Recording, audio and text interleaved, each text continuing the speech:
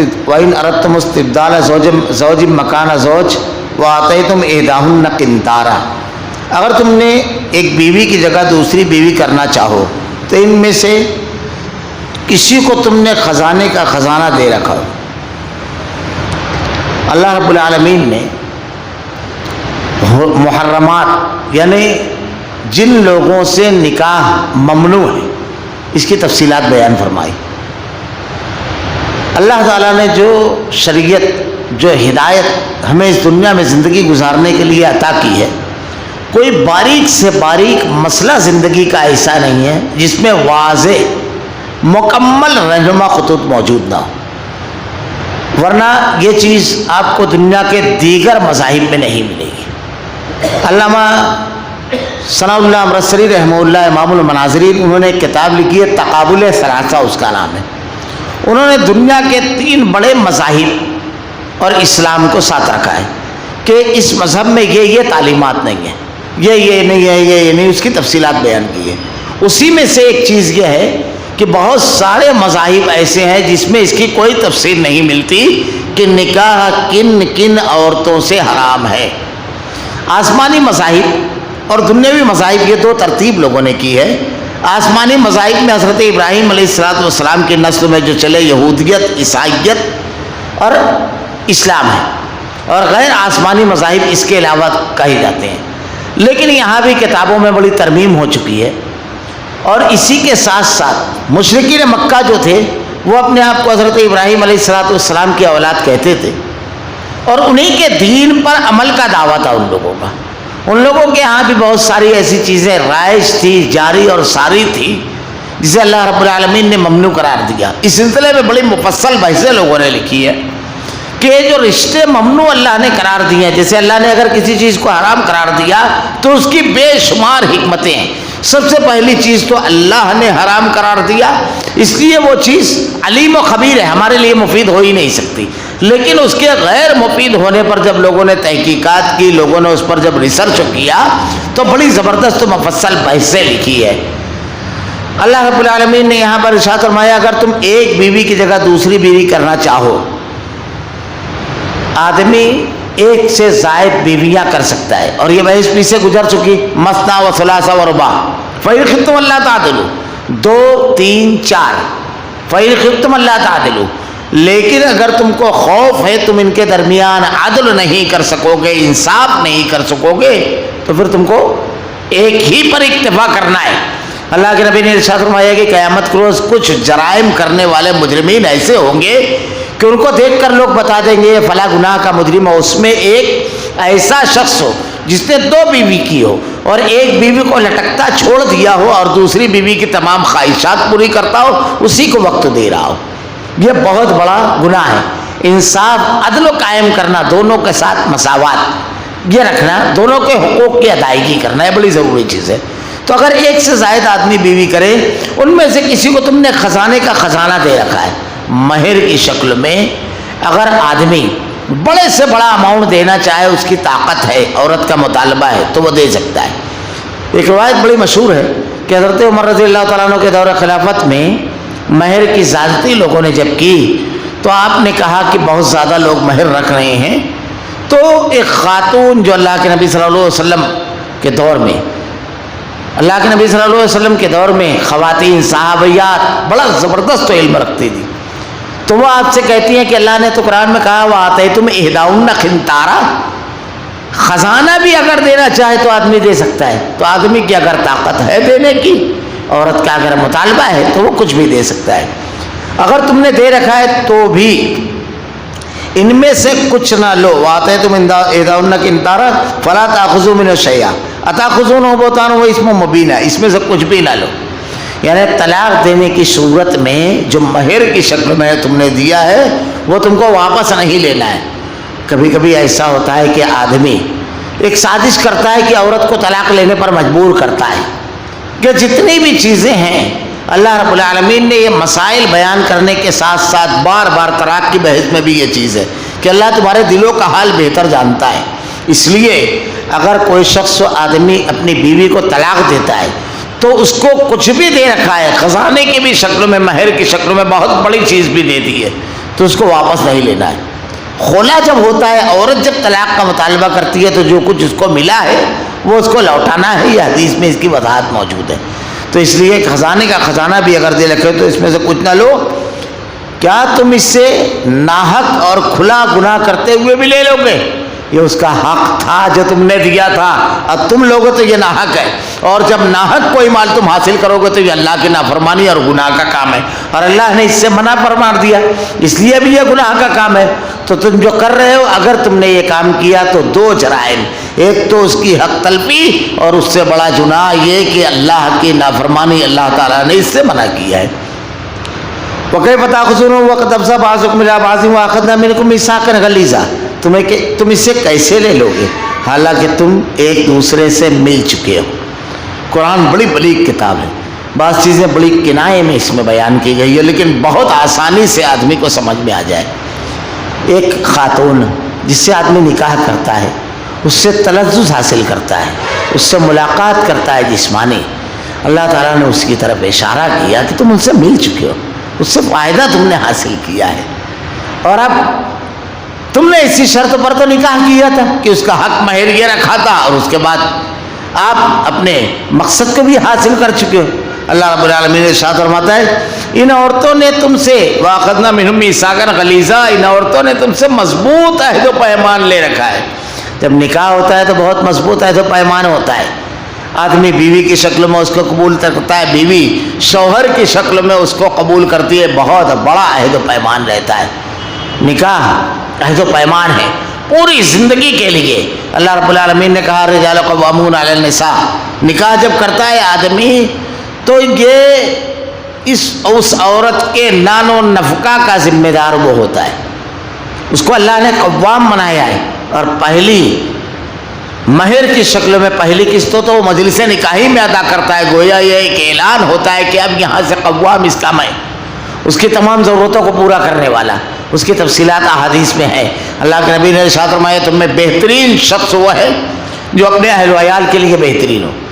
آدمی اپنی شخصیت کو بہتر سے بہتر بنانا چاہتا ہے تو اللہ کے نبی صلی اللہ علیہ وسلم نے فارمولہ دیا ہے. اللہ کے نبی صلی اللہ علیہ وسلم نے کہا کہ اپنی خواتین کو وہ شخص کیسا ہے جو اپنی بیوی کو مارتا ہے اور پھر رات میں اسی سے اپنی ضرورت کو پورے کرتا ہے. مارنے سے بھی اللہ کے نبی صلی اللہ علیہ وسلم نے اجازت دی اگر کوئی ایسی غلطی ہے جس کی اصلاح کی بہت زیادہ شدید ضرورت ہے، کیونکہ آخر وقت تک رشتے کو بچانا ہے. تو اس کے لیے کہا کہ ڈانٹو، نہیں سمجھ میں آتا ہے تو مارو، لیکن مار کیسی؟ بدن پہ نشانات نہ چھوڑے اور چہرے پر نہیں مارنا ہے. آسان الفاظ میں اگر اس کو سمجھنا ہے تو ٹیچر جیسے یا باپ اپنے بیٹے کو یا استاد اپنی شاگرد کو جو مارتا ہے تو مقصد اذیت دینا نہیں، اصلاح کرنا ہوتا ہے. تو بیوی کو بھی اگر آدمی کبھی اس کی ضرورت پڑے تو اس کا مقصد اذیت دینا نہیں، اصلاح کرنا، تاکہ اس مار کی وجہ سے اس کی اصلاح ہو جائے.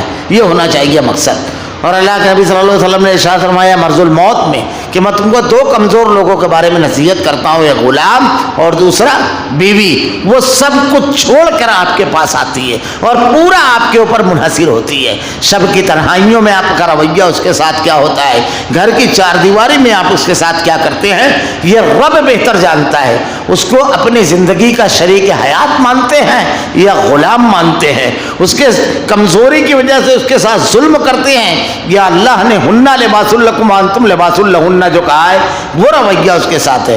وہ وزیر داخلہ ہے، آپ وزیر خارجہ ہو. اللہ رب العالمین نے کچھ مقامات پر اس کو بہت بڑا مرتبہ دیا ہے. بڑی مشہور حدیث ہے کہ اللہ کے نبی سے صحابی نے آ کے پوچھا میرے پر سب سے زیادہ حق کس کا ہے؟ 3 مرتبہ آپ نے کہا تیری ماں، 4تھی مرتبہ کہا تیرا باپ. اس سے آپ کی اپنی اولاد ہوتی ہے، اس کے ساتھ بڑا نرم رویہ رکھنا. تو ان عورتوں نے تم سے مضبوط عہد و پیمان کا ہے. وَلَا تَنكِحُوا مَا نَكَحَ آبَاؤُكُم مِّنَ النِّسَاءِ إِلَّا مَا قَدْ سَلَفَ إِنَّهُ كَانَ فَاحِشَةً وَمَقْتًا وَسَاءَ سَبِيلًا. ان عورتوں سے نکاح نہ کرو جن سے تمہارے باپوں نے نکاح کیا. پہلے دور میں ایسا تھا کہ جسے عرب میں تو یہ بالکل عام رواج آج بھی ہے، 1 سے زائد بیویوں کا. تو کسی عورت سے نکاح کرتا تھا آدمی تو اس کی وفات کے بعد اس کا سوتیلا بیٹا اس کی بیوی سے یعنی اپنی سوتیلی ماں سے نکاح کر لیتا تھا.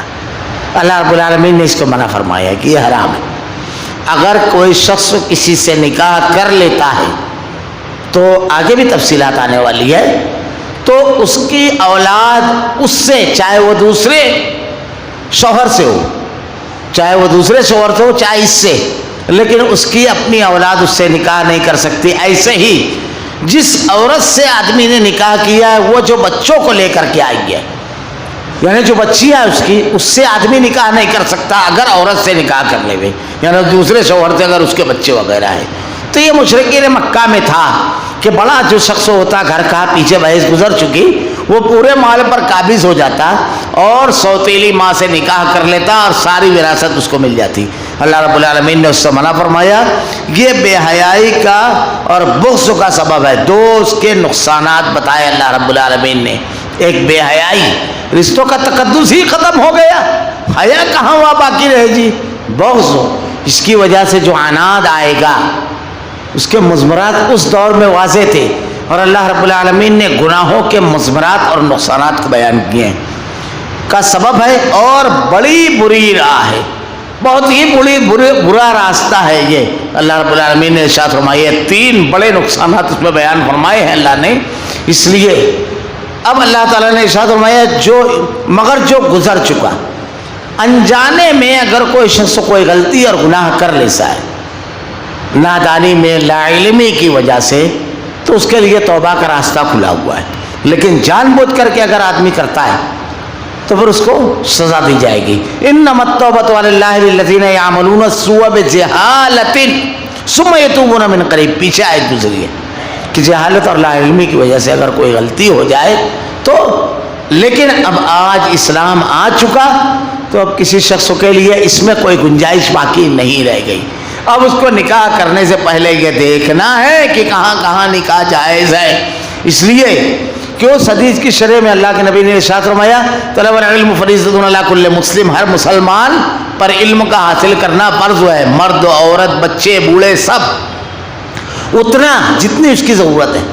ہر کسی کو زندگی نہیں گزارنا ہے کہ اللہ تعالیٰ نے قرآن میں کہا فلولا نفر من کل فرقۃ منہم طائفۃ لیتفقہوا فی الدین، ایسا نہیں ہے کہ سب نکل پڑو، ایک طبقہ ہونا چاہیے جو دین کی فقہ ہو، دین کا تدبر، حدیثوں کو گہرائی سے پڑھنا، اس کو سمجھنا، قرآن کو پڑھنا، اس کے لیے نکل جائے۔ جو مدارس میں یا دینی درسگاہوں میں علماء کے پاس نکل جاتے ہیں وہ سیکھے، سب نہیں، ایک خاص طبقہ، پھر لوگوں کو آ کر کے بتائے، لیکن ہر آدمی کو اتنا علم حاصل کرنا فرض ہے جتنی اس کی ضرورت۔ جیسے ہر شخص کو نماز پڑھنا ہے، نماز کے لیے وضو اور غسل اور تیمم، تو اس کا علم حاصل کرنا فرض ہے۔ نماز کیسے پڑھنا ہے اس کا علم حاصل کرنا فرض ہے۔ رمضان المبارک میں روزہ رکھنا ہے، کب سے روزہ شروع ہوتا ہے، کن چیزوں سے روزہ ٹوٹتا ہے، کن سے نہیں ٹوٹتا ہے، کب ختم ہوتا ہے، اس کے احکام و مسائل۔ اگر ایک آدمی کو اللہ رب العالمین نے صاحب مال بنایا ہے، حج کرنا ہے، تو حج کے احکام و مسائل، اگر صاحب مال نہیں ہے تو اس کے لیے فرض نہیں ہے، ضروری نہیں ہے۔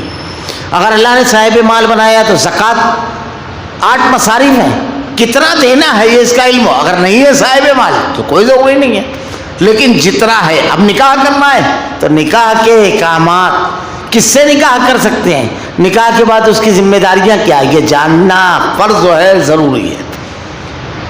حرمت علیکم امہاتکم وبناتکم واخواتکم وعماتکم وخالاتکم وبنات الاخ وبنات الاخت وامہاتکم التی ارضعنکم واخواتکم من الرضاعۃ وامہات نسائکم وربائبکم اللاتی فی حجورکم من نسائکم اللاتی دخلتم بہن فإن لم تكونوا دخلتم بهن فلا جناح عليكم وحلائل أبنائكم الذين من أصلابكم وأن تجمعوا بين الأختين إلا ما قد سلف إن الله كان غفورا رحيما۔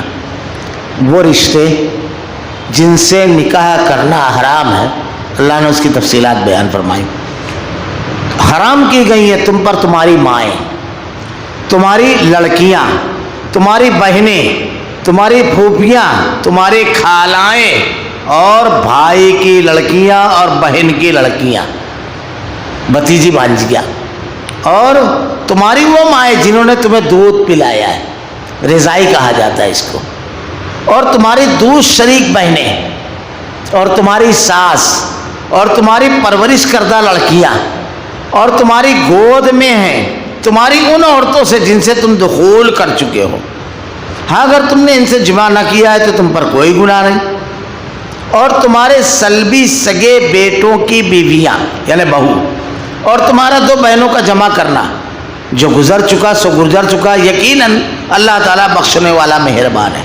یہ جو حرمت کے رشتے ہیں، اس میں 7 رشتے جو ہیں وہ نسب کے ہیں۔ نسب کہتے ہیں خون کا، خونی 7 رشتے حرام ہیں۔ اور 7 رشتے جو ہیں رضائی، رضائی بولے تو اگر کسی آدمی نے کسی عورت کا دودھ پیا ہے تو اس عورت سے جتنے بھی بچے ہیں جنہوں نے ان کا دودھ پیا، جو بھی بچے ہیں اس کے، تو ان لوگوں کا وہ رضائی بھائی ہو جائے گا، اور ان لڑکیوں کا رضائی، وہ لڑکیاں رضائی بہن ہو جائے گی۔ تو جتنے رشتے نسب میں حرام ہیں اتنے رشتے رضاعت میں بھی حرام ہو جاتے ہیں۔ اور دودھ پینے کے بھی بارے میں ہے کہ یہ دودھ پینا جو ہے نا، اللہ تعالیٰ نے قرآن میں ارشاد فرماتا ہے کہ حولین کاملین، دودھ پلانے کی مکمل مدت جو ہے وہ 24 مہینہ ہے۔ 24 مہینے کا مطلب 2 سال، 12 مہینے کا 1 سال ہوتا ہے، 24 ماہ۔ تو اس کے اندر وہ دودھ پیے بچہ، اور ایسا پیے، یعنی چسکی 2 چسکی نہیں، سمجھ لو بچے سے بچہ رو رہا ہے، کسی عورت نے اس کو لے کر کے اپنے پستان سے لگا لیا، 2-4 چسکی پی لیا تو اس سے رضاعت نہیں۔ رضاعت کے لیے ایسا کہ اس کی آنتیں چھلکا دے گی تو رضاعت ثابت ہوتی ہے۔ ہمارے یہاں دودھ کسی کو نہیں ہوتا ہے تو کبھی کبھی کوئی بچے کو لے لیتا ہے، کوئی بچپن ہی میں لے لیتا ہے۔ بہرحال اسی طریقے سے بھی اگر رضاعت ثابت ہو گئی تو 7 رشتے رضاعت کے ہیں۔ پھر سے اس کو سن لیجئے، جو رشتے نسب کے ہیں خاندان کے، وہ جو حرام ہیں، ایک تو یہ کہ تمہاری مائیں، 1، دوسرا تمہاری لڑکیاں، 2، تیسرا تمہاری بہنیں، چوتھا تمہاری پھوپھی، 5واں تمہاری خالہ، 6واں تمہارے بھائی کی لڑکی، اور 7واں تمہارے بہن کی لڑکی۔ اب یہاں پر ایک بات سمجھ لیجئے، اماں سے شروع ہوا تو اماں کے اوپر سے جتنے رشتے آئیں گے سب حرام ہو جائیں گے، خواتین کے اوپر کے جتنے بھی رشتے جائیں گے، جیسے نانی ہے، پر نانی ہے، وہ اوپر جاتا جائے گا، وہ حرام ہو جائے گا، یاد رکھیے۔ اب اسی طریقے سے بنات کے جتنے رشتے ہیں، جیسے مثلا لڑکی ہے نا، تمہاری بہن، اب ان سے جن رشتے چلے جائیں گے تو وہ بھی سب حرام ہوتے چلے جائیں گے۔ یعنی یہاں سے کڑی آپ سمجھ لیجئے کہ اوپر بھی جائے گا تو وہ سب حرام ہو جائے گا، اور نیچے بھی آئیں گے تو حرام ہوتے چلے جائیں گے۔ جیسے بہن کی لڑکی، پھر بہن کی نواسی، نیچے اترتے جائیں گے، اور ایسے ہی ماں، اماں کی اماں، اماں کی اماں، تو ایسے اوپر نیچے سے بنات اور امہات سے یہ سب حرام ہوتے چلے جائیں گے۔ دوسری چیز، اب رضائی، دودھ شریک، یہ ترکے میں شامل نہیں ہوتا ہے، لیکن رشتے کے معاملے میں بالکل سگے اور خونی رشتے کی طرح ہو جاتا ہے۔ جتنے خونی رشتے حرام ہیں وہ سب کے سب یہاں بھی حرام ہو جاتے ہیں، خونی رشتے۔ دیکھیے، یہ تمہاری دودھ شریک بہنیں، تمہاری وہ مائیں جنہوں نے تمہیں دودھ پلایا، تمہاری دودھ شریک بہنیں، تمہاری ساس، تمہاری پرورش کردہ لڑکیاں، اب یہ مزید رشتے بتائے جا رہے ہیں، تمہاری پرورش کردہ لڑکیاں، یعنی دودھ شریک بہن کے ساتھ ساتھ یہ رضائی جو بہن ہے، تو یہ نیچے اس کی تفصیل احادیث میں ہے کہ اس میں جو 7 رشتے ہیں وہ اس کی تفصیلات احادیث میں۔ تمہاری دودھ شریک بہنیں، تمہاری ساس، آدمی جس عورت سے نکاح کرتا ہے اس کی ماں بھی اس کے اوپر حرام ہوتی ہے، ساس۔ تمہاری پرورش کردہ لڑکیاں جو تمہاری گود میں، پرورش کردہ لڑکیاں کون سی؟ کسی عورت سے آدمی نے نکاح کیا اور وہ بچہ لے کر کے آئی تو اس کی پرورش آدمی کے اپنے گھر میں ہوتی ہے، وہ اس کی اپنی بیٹی نہیں ہوتی ہے، وہ بھی اس کے اوپر حرام ہے۔ تمہاری ان عورتیں سے جن سے تم دخول کر چکے ہو، وہ عورتوں سے ہیں جن سے آدمی مل چکا ہے۔ ہاں، اگر تم نے ان سے جمع نہ کیا ہو تو تم پر کوئی گناہ نہیں۔ اگر آدمی صرف نکاح کیا، اب جیسے نکاح کرنے کے بعد ملاقات نہیں ہوئی سوچین کی اور طلاق ہو گیا، اس صورت میں ان لڑکیوں سے نکاح کر سکتا ہے آدمی جو اس کے دوسرے شوہر سے۔ کیوں کہ اس کی ملاقات ہی نہیں ہوئی ہے، وہ تمام احکامات وہاں پر نہیں نافذ ہوں گے۔ اس کی بہت ساری شکلیں ہوتی ہیں، شکلیں کبھی کبھی ایسی ہوتی ہے کہ بعض لوگ، جیسے آج کے دور میں تو بہت زیادہ چلتا ہی ہے، سعودی وغیرہ میں ہیں یا خلیجی ممالک میں یا دنیا کے دوسرے کسی ملک میں ہیں اور کوئی رشتہ بیٹھ جاتا ہے تو یہ ہوتا ہے کہ بھائی چلو فون پر ہی نکاح کر دیا جائے. اب اس کی بھی دلیل ہے فون پر بھی نکاح کرنے کی کہ اللہ کے نبی صلی اللہ علیہ وسلم کا جو نکاح ہے اسما نجاشی نے نجاشی میں وہاں حبشہ میں پڑھایا تھا اللہ کے نبی صلی اللہ علیہ وسلم کا نکاح, اور آپ کی طرف سے ولی متعین کر دیے گئے تھے. تو اس لیے اسی بنیاد پر لوگ علماء کرام جواز کا فتویٰ دیتے ہیں. کبھی کبھی ایسا بھی ہوتا ہے ہمارے یہاں اجتماع میں نکاح کرتے ہیں اور پھر وہیں سے 4 مہینے کے لیے چلے کے لیے یا 3 دن کے لیے 10 دن کے لیے بھیج دیتے ہیں جماعت میں. اب وہ وہاں سے جماعت میں چلا گیا بچہ, اب بیچ میں کچھ معاملہ کھٹا مٹھا ہو گیا, کچھ کوئی بات ہو گئی یا کوئی چیز کی اطلاع نہیں رہی, بچہ کام چور ہے اس کی اطلاع نہیں تھی, کوئی اور الٹا سیدھا شوق ہے, بچی کا معاملہ کچھ اور ہے کہ الٹا سیدھا بتایا کچھ اور گیا پتہ چلا کچھ اور ہے. اس کو کماری بتایا گیا وہ متعلقہ تھی, اس کو بتایا گیا ایک بچے کی ماں, لیکن بعد میں تفصیل معلوم پڑی کہ 4 بچے ہیں. تو ایسے کچھ معاملات نکل جاتے ہیں, ایسی وجہ ہوتی ہے جس کی وجہ سے بدائی نہیں ہوتی ہے, ملاقات نہیں ہوتی ہے زوجین میں اور طلاق ہو جاتا ہے. تو ایسی شکلوں کے جو احکامات ہیں, دیکھیے اللہ تعالیٰ نے جو دین ہم کو دیا 1400 سال پہلے یہ تمام احکامات بنا دیے. آج کے دور میں ہم لوگ پریشان رہتے ہیں, اللہ نے جامع دین دیا ہے, ہر چیز کا جواب اور ہر چیز کا حل اس میں موجود ہے. اور تمہارے سلبی سگے بیٹے کی بیویاں اور سگے بیٹے کی بنے بہو, اس سے بھی نکاح جائز نہیں ہے. اور تمہارا 2 بہنوں کا جمع کرنا, جو گزر چکا سو گزر چکا, یقیناً اللہ تعالیٰ بخشنے والا مہربان ہے. یہ جو ہے 2 بہنوں کا جمع کرنا, یعنی آدمی کسی خاتون سے اگر شادی کرتا ہے تو اس کی سگی بہن, سگی ہے خالہ زاد اور چچا زاد یہ سب نہیں, سگی بہن سے اس کی موجودگی میں نکاح نہیں کر سکتا, 2 بہنوں کو ایک ساتھ جمع نہیں کر سکتا, یہ حرام ہے. لیکن اگر بیوی کی وفات ہو گئی تو دوسری سے کر سکتا ہے, یا بیوی کو طلاق دے دیا تو دوسری سے کر سکتا ہے, کیونکہ وہ 2 بہنوں کا جمع کرنا نہیں ہے. یہیں پر یہ چیز بھی ذرا سا آگے بھی جو بحث آئے گی اگلے ہفتے کے درس, تو میں یہاں پر بتا دوں حرمت کی 2 شکلیں ہیں, رشتوں کے حرام ہونے کی 2 شکل ہیں. ایک ہے حرمت دائمیہ اور ایک ہے حرمت عارضیہ. حرمت دائمیہ اسے کہتے ہیں جو کبھی جائز نہ ہو, جیسے نسب کے رشتے میں نے بتایا, ماں کبھی یہ جائز نہیں ہوگی کسی بھی صورت میں, بہن یہ کبھی جائز نہیں ہوگی, یہ حرمت دائمیہ, ہمیشہ کے لیے یہ رشتے حرام ہیں. کچھ ہے حرمت عارضیہ. حرمت عارضیہ کیا کیا ہے, جیسے مثلا یہ 2 بہنیں جو ہے, جیسے آدمی کی زوجیت میں اگر کوئی لڑکی ہے تو اس کی بہن حرام ہے, لیکن حرمت عارضیہ ہے, وہ عورت مر گئی اس کی حرمت ختم ہو گئی, اب اس سے نکاح کر سکتے ہیں سالی سے. ایسے ہی کوئی عورت کوئی خاتون کسی کے نکاح میں ہے تو پوری دنیا کے مردوں پر حرام ہے وہ, لیکن اس کا شوہر اگر طلاق دے دے یا اس کو وہ خود طلاق لے لے یا اس کا شوہر کی وفات ہو جائے, یہ حرمت عارضیہ ہے. وہ جو حرمت کی وجہ تھی وہ ختم ہوئی, یہ حلال ہو گئی.